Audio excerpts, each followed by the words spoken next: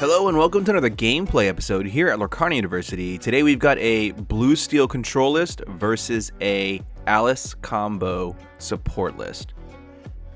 So I've done a deck tech on this Alice support list a few times, and I've actually done some updates from Into the Inkland, so I thought I'd record a gameplay of it. Also, a commenter on one of the videos said they didn't think it had a good matchup against Steel, so I thought I'd get some footage of that and see how it goes. So I'm on the right there at the Maleficent playmat, and I'm against Jimmy's BlueSteel list. He's got a Control Sapphire Steel list that is focused on the bombs that are really strong in Steel in the late game. So we can expect him to do a lot of nothing for the first several turns and then become quite dominant in the end game. So really we want to try and race and try and get as much lore as we can between the early and mid game. And if the situation has it go a little against us and he has a lot of bombs in play, we can sit back and not quest until we can generate those 12 lore questing turns that Alice combo deck is capable of doing. So we had a turn 2 Pain, he had a turn 2 Cinderella that he looted with and discarded a Gaston. And we do a turn 3 Alice Growing Girl. Not an ideal turn 3 play because we'd rather play Alice when we have a lot of characters in play that can immediately use her support granting effect. But he doesn't do anything on his turn 3, so that must mean he has a lot of bombs in his hand, which is a little scary to see. We play our Airfoil out on turn 3, and then we're able to play an Improvise as action number 1. So of course, if we can play 2 actions, our Airfoil can draw us an extra card. That Improvise really just drew us a card. It granted a bonus strength to Pain, but we're not really going to use that for anything right now. So he's just going to go ahead and quest for the 1. And then we're going to use a Bippity Boppity Boo sung by Alice Growing Girl, so we can swap her out with another character, and that's going to be a Horus No Good Scoundrel. This is a much better 3-ink character to have in play, because as soon as Alice grants him support, he can give his 4 strength to Pain, so Pain can quest for a bonus. We of course played 2 actions that turn, so we were able to draw a card. Jimmy has played his 4th ink and no other characters committed to board, which just means he's probably just got nothing but 5, 6, and 7 ink cards in his hand, which is a little scary. So we gotta go fast. So of course we do play that Alice and then quest with Horus, granting his strength to Pain, who then quests for bonus. So we're up to 6 so far to his 0. But here comes bomb number 1. For 5 ink, he's gonna shift in a Cinderella Stouthearted and challenge Pain, knocking him out. So this is going to be a problem for us, I think, because while we do have the ability to sit back and not quest and generate a critical board size, Cindy can instead seek out characters that are readied and still challenge them should he sing a song. Now, I did accidentally place that Pain in what I thought was my discard pile. I can't find my Airfoil at this point, and I think Jimmy's going to point out, hey, I think your Pain is not in your discard pile. It's covering your Airfoil. Yeah, and I was like, oh, okay, there's my Airfoil. Whoopsies. But we're going to go ahead and quest with Horus. We want to bait the Cindy into challenging rather than questing and give us the ability to then challenge her back. But we're going to end up singing a Mother Knows Best instead to bounce that Cindy stack back to Jimmy's hand. And that gives us a little bit of a breathing room here. We do play out a Panic Underworld Imp as well. It would have been great if we still had Pain alive, but we'll try and get up to 9 strength on board to grant all of that to Alice so she can quest for 5. Bomb number 2 comes out. It's a Hercules Divine Hero, non-shifted. It's just hard played here for 6 ink. This one's a little bit less scary than a Cindy Stouthearted, but it's still a little bit dangerous, and we need to be aware of that. So I think after my draw here, I realized I'm not going to be able to get all the way up to enough strength to get Alice to 10. But I do play a Ursula Deceiver, which allows me to snipe a song out of his hand. He reveals double Grab Your Sword and a Whole New World, so we're going to get rid of one of those Grab Your Swords. A single Grab Your Sword is completely irrelevant against us. It doesn't banish any of our characters, but playing 2 of them banishes all of our characters, so we don't want him to be able to do that. He could have sung one and then played the other with that, using that Hercules. So he's going to go ahead and challenge that Alice Growing Girl. I kind of gave him that one as a focus point because I don't think I was going to be able to get all the way up, and I don't need the support effect with my hand anymore. He does play back out that Cinderella Stouthearted, so now he's got 2 bombs in play. I gotta be careful here, otherwise he's gonna start getting a lot of 2-for-1s with his characters, 3-for-1s perhaps. I mean, I'm expecting 2-for-1s. Kind of the game theory against Jimmy's deck is the fact that I'm gonna use Airfoil to generate additional card advantage, allows me to do 2-for-1s, 1-for-2s in his favor, and still kind of dominate the game through my additional card advantage that I'm generating throughout the game. So here we're going to, in fact, use a Improvise to pump Horus into a 5-3. And then we're going to use a Bippity Boppity Boost to bounce our Panic and replay Panic to pump Horus again to a 7-3. Now, at this point, he could have taken out a Cinderella, but I don't think I realized that Cinderella was not, in fact, exerted. So I have to use it to take out this Hercules instead. But we're also able to draw a card off of our airfoil, so still recuperating some card advantage, and some of our, our card losses, disadvantages, I guess. We're recuperating those through, even though we're having to trade multiple cards to take out a single bomb. He does challenge our characters here, and then plays out another, I wouldn't really call the Robin Hood a bomb, but it's still a pretty good card. It still generates him lore, which is, he's so far behind, I'm not really caring about the fact that he can get lore on a banish. I just want to deal with this Cinderella however possible. I'm playing out an Ursula, Deceiver to all. This is the one that doubles songs. So I can, in theory, if I can get my hands on a Mother Knows Best, I can really bounce his entire board back to his hand, and then try and run and sprint to the finish. And I also played another Horus No Good Scoundrel, which will be okay if I can get support out to challenge one of his characters. But he ends up drawing a Let It Go, which allows him to banish one of our characters, then it enables his Cindy Stouthearted to challenge a readied character. So he gets a pretty awesome turn here where he 2-for-1s me, or 2-for-0s me. 2-for-1s. He did lose a Let It Go, but absolutely wrecked my board. I did draw Hot into a Gaston, so we can see if we can get some gas off of the top of our deck. We're looking for something here. I mean, ideally a cantrip would be good, or something to give support to this so that maybe Horus and Gaston can collectively try and take down that Cindy. So I don't think I drew anything that can help here, so I'm going to try and bait the Cindy into attacking the Horus. Although I don't know if that's a good deal. I think the Robin Hood could very easily take out the Horus. But perhaps here I'm trying to trade in Horus, who I don't think has any value right now, into delaying his inevitable climb back to his lore climb back to 20. But he he ends up playing that Grab Your Sword, which then again enables Cindy to challenge a readied character. So with the combined pair of that song and those two characters, he's able to banish both of mine, putting me in a pretty tough spot. So at this point, Cindy has banished multiple characters and is looking to continue to do so as long as he's able to play songs. But we need to keep trying to commit. We're at 14 to his 4. If we can just keep pressuring him and hopefully he can stumble on his songs, then we can possibly just reach 20 lore here. A few good draws. We do play a Pete and a Pain. Both have the ability to quest for bonus should we be able to get there.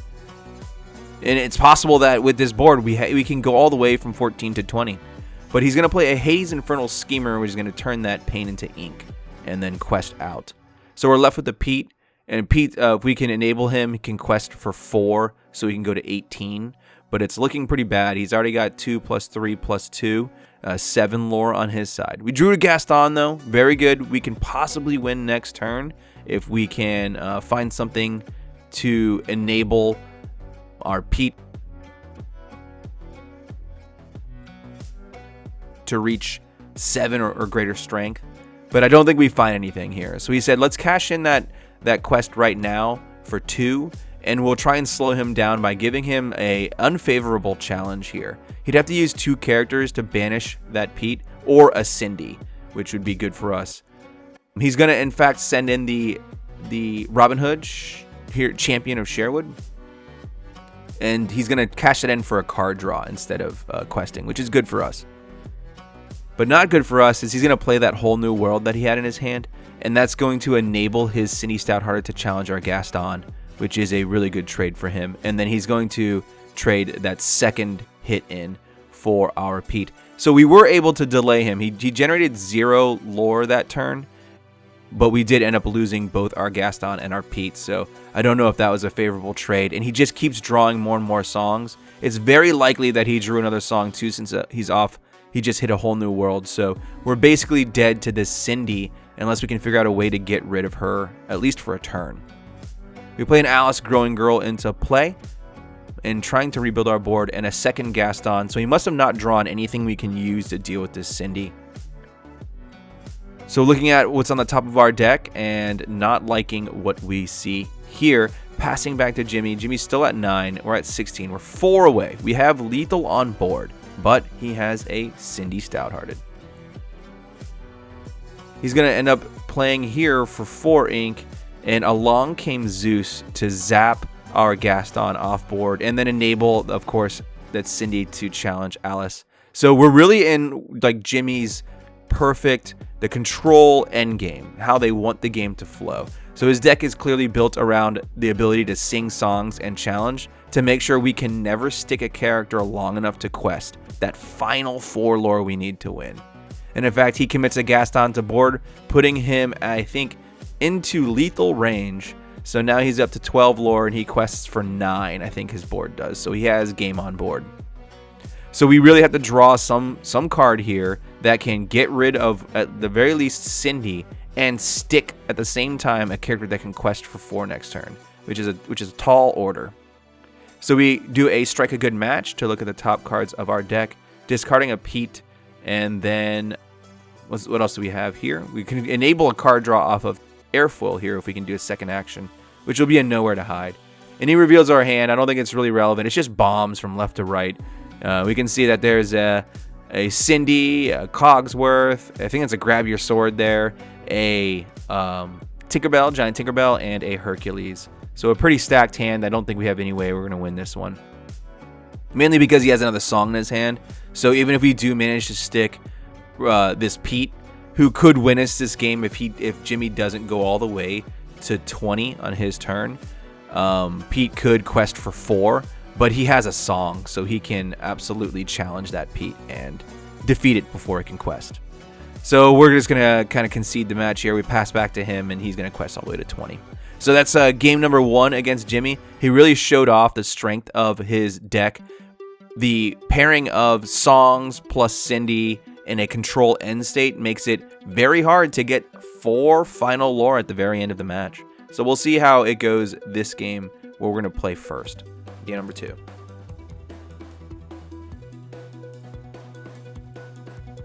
So, it's going to be a slow start here. Let's see if he plays anything. He does play a Captain Hook, Forceful Duelist on turn 1. So that's going to be a little bit... It's not a huge problem for us because things like our Pains are 1/4s. So they don't get one-shotted by this 3/2 Challenger. On turn 2, he's going to play out a Cindy Night End Training, so we're already having some trauma, PTSD, of the Cinderella bashing we got last game. But we'll see what we can do if we can go a little faster this game so that we can take advantage of how slow his deck is. And we are able to get a Panic, which is the handcuff to Pain, that immediately pumps him for 4 strength, allowing him to quest for 3. So we got 3 lore on turn 3, and it's not exactly particularly fast. It's not super fast like Lilo's, but it'll serve us to set up some really good turns in the near future. And unlike the previous game where Jimmy did nothing for 4 turns, he's done 3 things by turn 3. So I'll make that 4 things. So his hand is much different this game, that's for sure. It looks like he gets a Cindy and a Whole New World off of that. Develop Your Brain, and takes the Cindy Stouthearted. So, unbeknownst to me, we're about to face that horror again. We're on to turn 4, and we're going to play out a Alice, Growing Girl. So once again, not a perfect, great play right here because, of course, we don't have a way to pump Pain. Even giving our team support, we can't give Pain what he needs to quest for 3 here just yet. But, we'll play the hand that we have. And then we can see that Jimmy is inking a Tinkerbell, so he might be having some ink issues, or just is off the Tinkerbell line right now. We're going to ink and improvise and play a Pete. So we kind of did our curve. We kind of stumbled. We didn't really want Alice on turn 4, but we would rather have a Horus on turn 4. But we're set up for a 12 lore turn. This is, the claim to fame for this deck is a 12 lore turn, and we have it online right now. But he's going to shift in that Giant Cindy and sing Along Came Zeus to take out that Alice. So it does shut down a little bit of our capabilities to generate that bonus lore. but we can probably figure out some ways to do it with Pete and other capabilities as well. So, not wanting to relive the horrors of last game, I think we're going to try and take out this Cinderella as fast as we can. We're going to use an improvise to pump Pete, who of course gives himself 2 strength whenever we play an action. So we get 2 strength from Nothing to Hide, 2 strength from improvise, and then additional strength because improvise gives strength. So this Pete is an 8-4 at this point, and we're going to trade that in for that Cinderella. He did reveal his hand for a moment there, and I forget what was in it. I didn't get a chance to see, but we're going to take that into account as we play this Panic out and pump this Pain again, so Pain can quest for 3. So, we have 6 lore with 5 on board in a pretty good spot, and he doesn't have a Cinderella. Not a Stout-Hearted, at least. I lied. He drew another Cinderella Stout-Hearted, so here we go. He's going to then use that to challenge our Pain, which knocks out our our largest lore producer, should we be able to continue to do shenanigans. So we're going to want to get rid of that as soon as we can. So we take a look at his hand, and that was what was left in his hand.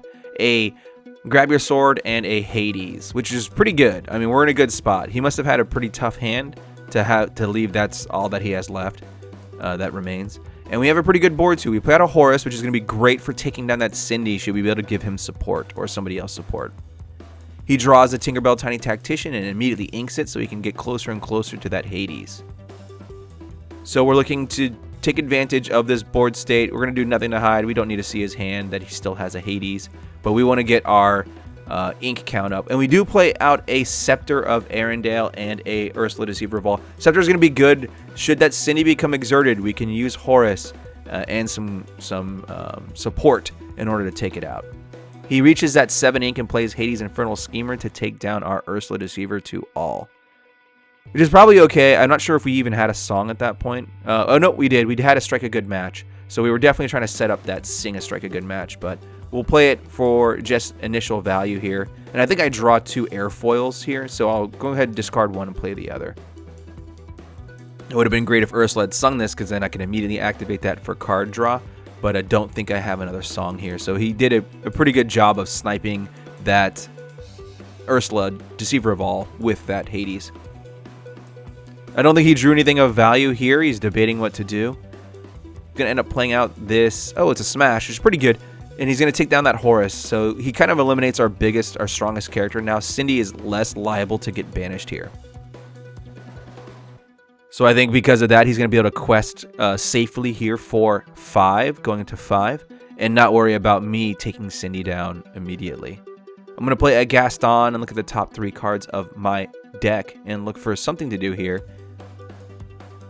I'm probably looking for maybe some more cantrips or some more large body characters to take down that Cinderella.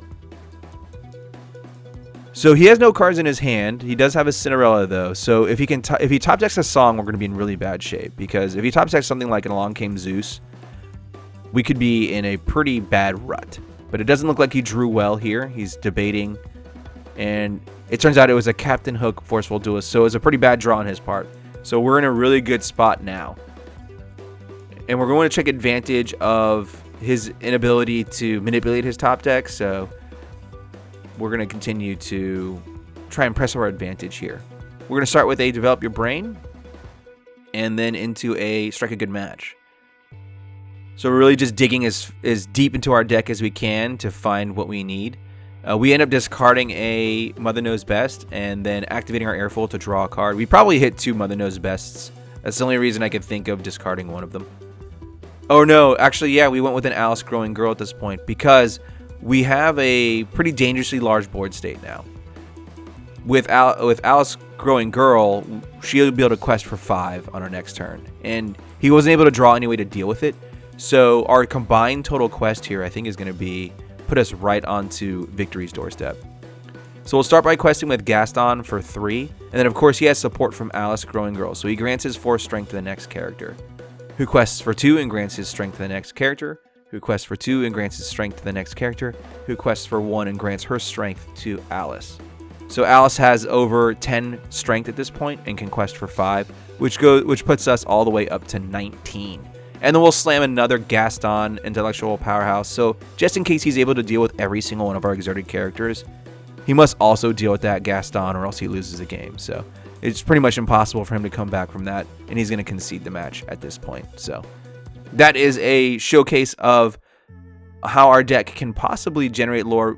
Sometimes it's in this deck, oddly enough, unlike other aggro decks where you should exert and quest as soon as you can and as many times as you can, in the Alice combo deck, sometimes it's smarter to sit back and not quest until you can build up that critical mass of support cascading, as I call it. So on to game number 3. It's 1-1. We actually recorded a bunch of matches. I think I have 4 games going to be in this video. So we recorded a bunch of matches and I just strung them together to showcase the strengths of both decks. So Jimmy going first here is going to play a Captain Hook Forceful Duelist. And then I'm going to respond on my turn 1 by inking a Scepter and passing back. Not a lot of turn 1 plays in my list, so mainly it was Scepter, but I'm also honestly thinking about cutting Scepter and changing it into that work together action, which is like one of the worst actions ever, but I love trying to win with terrible, terrible cards. And I would love to try and win with work together. I mean, it seems better in that it triggers Airfoil being an action, and then it also triggers Pete to grow him in strength.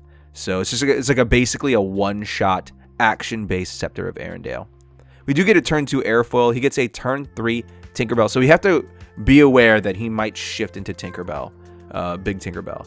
So we're going to try and maybe bait out that early shift with this Ursula. Maybe he'll shift and then sing something in order to get rid of our Ursula. It's possible. If not, we can bounce everything back to his hand. So it puts him in a tough spot. He is going to shift into Giant Tink, doing 1 damage to my character. So the question to him is, all right, well, what are you going to do? What are you going to sing with that? Are you just going to quest? He decides to just quest here, going to 4, which gives us an opportunity to maybe sing a Mother Knows Best to bounce his board. That requires us having a Mother Knows Best, though, so we'll see what we actually have. We're going to instead be singing a Strike a Good Match, which is a fun emerald pairing with this powerful singer in Ursula.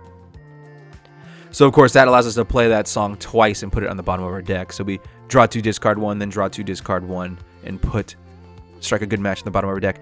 That, of course, also activates Airfoil. Airfoil just saw 2 actions played this turn. It was Strike a Good Match twice. And so it allows us to draw a card.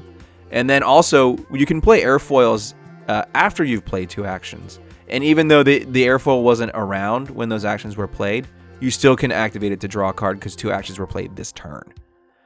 You also use a Nothing to Hide to see his hand, and a Ursula Deceiver to make him discard a Whole New World. So I think that might have been the debate for Jimmy, was when he shifted into that Tinkerbell, he could have possibly sung a Whole New World, but he thought it might have been a little too early. So we're able to get that out of his hand, so he's left with nothing in his hand except for a Robin Hood, Champion of Sherwood, which he plays, and then a Hades as well. So now we know exactly what we're up against. It's mainly what's on the board. So if we can deal with the cards he has in play, he's going to be stuck in that top decking state again. So we will absolutely trade our Ursula Deceiver for that Tinkerbell by pumping it with our Panic for +2 strength. Now we're also going to be able to play a Develop Our Brain. Hopefully we can hit some kind of cantrip or something here so we can activate all our Airfoils. But it doesn't look like that's going to be the case. Oh, yeah, maybe we are. We're gonna ink this Alice Growing Girl and play another Nothing to Hide. And revealing once again he has nothing but a Hades in our hand. But more importantly, getting our second action per turn so both of our Airfoils can draw us cards. So we're doing pretty good. We've got plenty of cards compared to him. He's top decking. And while he does have a Robin Hood, Champion of Sherwood, that one is not really going to be a problem for us. What is going to be a problem for us is that he is going to play out a Cogsworth Grandfather Clock, which makes challenging a little bit different. So I think the strategy here is going to be just to race. We have no reason to try and take down that Champion of Sherwood, so we're just going to try and commit more questing capabilities to the table than he will by playing a Pete bad guy and passing back to him. So he's still at 5 ink. He still has a Hades in his hand. Depends on if he draws well here.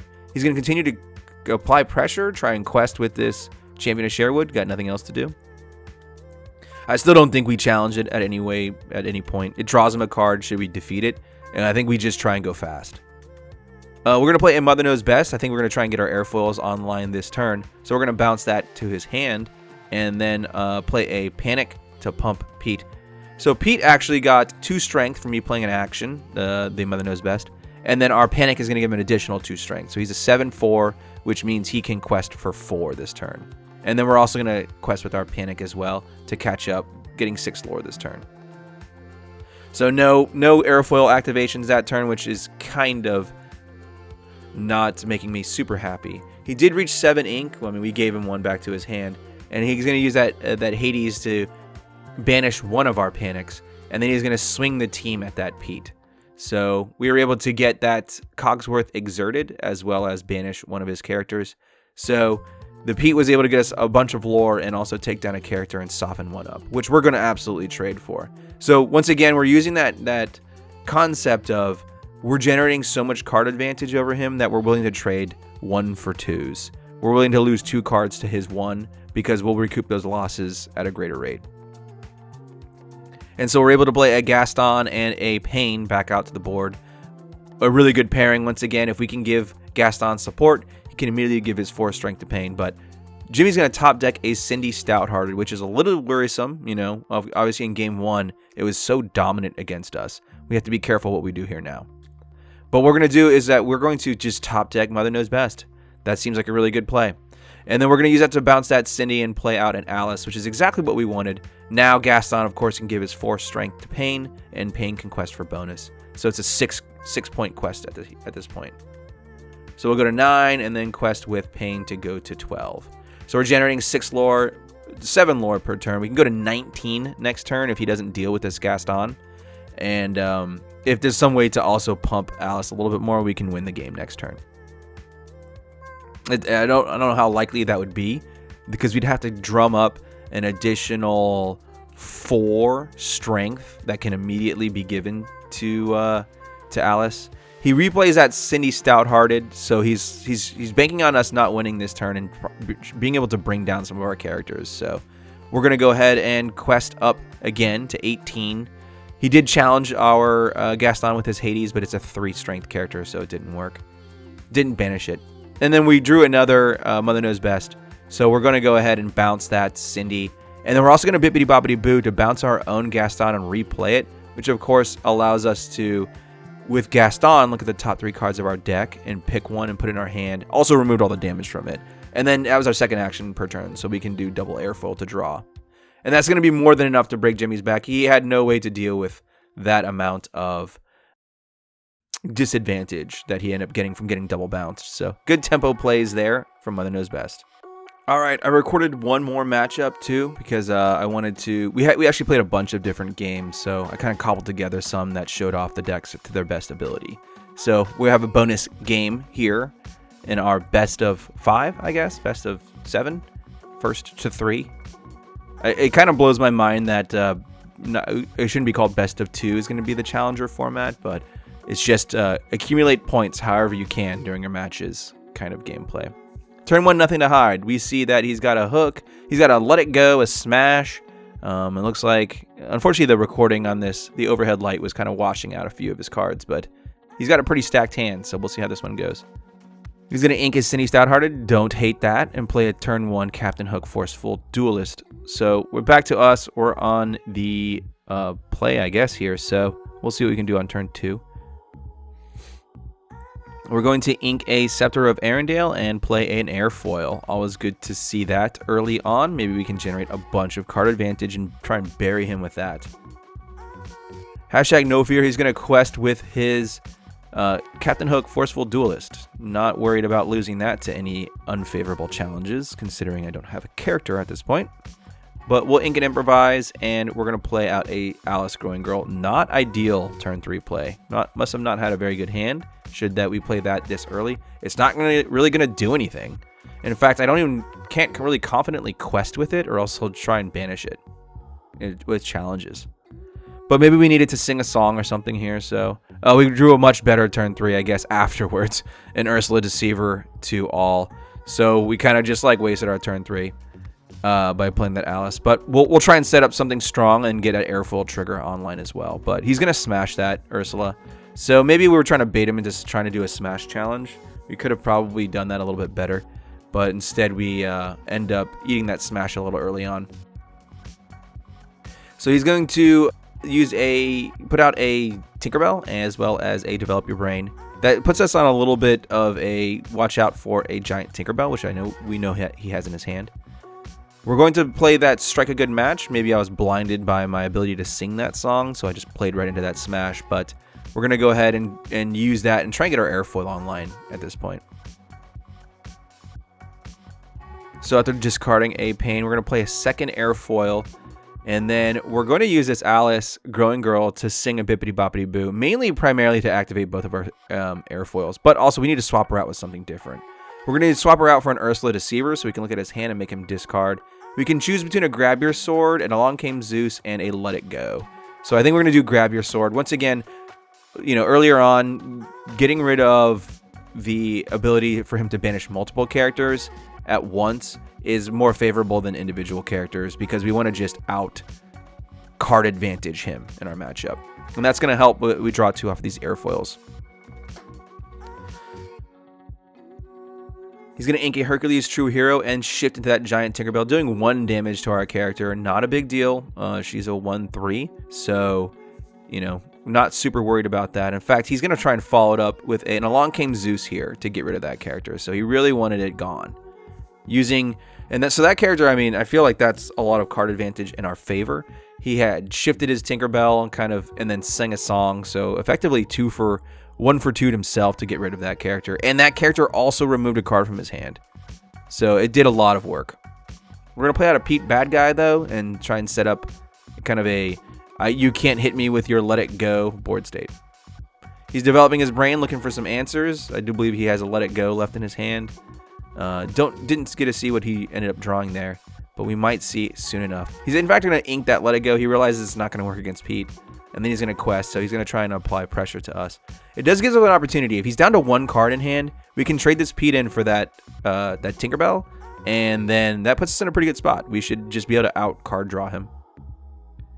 So we ended up drawing 2, discarding 1. We discarded a Mother Knows Best because we had another Mother Knows Best. So we bounced that stack of Tinkerbells to his hand. Probably not the best play, honestly. We should have tried to banish it. We gave him 2 cards in his hand, 1 that can be inked. So I feel like maybe I could have just challenged and traded. Would have been favorable there. Or even just challenging the Captain Hook. And then, not leaving myself to this crackback, which was obvious. Maybe I didn't see this play either. Which is he's going to challenge into Pete doing 3 damage to it and then replay the character I bounced to his hand to deal an additional damage to my Pete. So I kind of set myself up to lose Pete there. And all I really did with that bounce was give him more options to play and ink. So I feel like I did myself a disservice on that turn, which might have been a misplay. But we're going to try and recover from that with our card advantage by playing a Pain and an Alice out and then trying to set up kind of a big quest turn. It's not a good board state. We would need something to grant Pain additional strength. Maybe we have some Panics in our hand as well. All right, he drew into a Gaston. Pretty good. And Intellectual Powerhouse. This is going to try and set him up. So even though he's kind of sort of top decking, he is able to draw some good cards off of here. He's getting some card advantage back. Going to quest for 2, going to 7 to our 4. Not super worried about racing him, although he does have 5 on board. We are going to be able to pump our Pain with our Panic, and then we're going to use that to trade for that Tinkerbell to slow him down a little bit. And then we're going to play out an Ursula Deceiver to all, which could set up a pretty strong turn, especially with double airfoil out. So back to Jimmy. He is recovering, I think, from a slower start. Yep, he reached 7 ink and is able to play a Hades Infernal Schemer to turn that Ursula into ink. And then quest for 3. One of the subtle great strengths of Gaston Intellectual Powerhouse is that 3 lore pips. It's a lot. So I have to be worried about how he can quest to 15 this turn. So I need to find some answers to that Gaston at a more rapid rate. I can't challenge it with lethal right now. I could really use a second Panic right here to do so, but I don't think I find it. So I'm going to try and use my airfoils to try and recover. He reveals that he has 2 A Whole New Worlds and that tiny Tinkerbell that I bounced to his hand a while ago. That's all he has left. So now we're playing around A Whole New World. So he can kind of recover from a bad board state by just drawing a new 7. So what we really want to do is try and bait him into challenging us more and not questing as much so that he can't get to 15. And we want him to use a whole new world. So we're going to give him some challenge options, and he's going to take that by banishing our Alice and our Panic, which once again gives us the option to challenge with our Gaston and try and break up his board state and slow him down a little bit, because he's right on the edge of winning the game should he decide to just quest. So we're still, I mean, he drew his Cindy Stouthearted, so unfortunately that means he's probably not going to whole new world. We got to try and make him whole new world so we can get the grip we need to wrestle away the win. But the fact that he top decked a Stouthearted is bad news for us. So we have to keep applying pressure, keep ensuring he doesn't quest. We managed to get 2 lore off the board. He still has 6 lore on board between his 2 characters. So hopefully our Gaston can bait a challenge rather than a quest and keep us in this match long enough to draw something to deal with this board. We had the double pain in play too, so should he not challenge and defeat Gaston, there's a chance that we could quest for quite a lot, 9 at that turn. But he is going to take it, trade Gaston for Gaston, and then quest with his Cindy Stouthearted. And then apparently he drew a Hercules Divine Hero too, so Jimmy's showing the strength of playing a deck that is so bomb heavy is that you can just start top decking really well. And the Gaston, of course, helped him probably find the Cindy, but it's just bad news for us. So we were able to play a Panic out and pump one of our Pains, which we can then quest for 3. So still trying to slow him down, still trying to give him the option to challenge rather than quest, so that we can continue to buy turns to use our card advantage to find answers. That's basically what we're doing here, is we're trading bodies for extra turns. He's going to draw, he drew into a Cogsworth Grandfather Clock. A little bit problematic in that challenging is starting to become less of an option to deal with this board. His 2 main characters have resist 3 at this point. So we really need a bounce spell. We need a Mother Knows Best or something along those lines in order to get rid of these characters. We did find an Ursula, Deceiver of All. And once again, we're trying to, at this point, he has game on board. So, you know, we'll just quest out and see. Maybe he's so challenge-centric. Maybe he'll just challenge instead of questing. He says, no, I am not. I'm going to, in fact, quest for game. So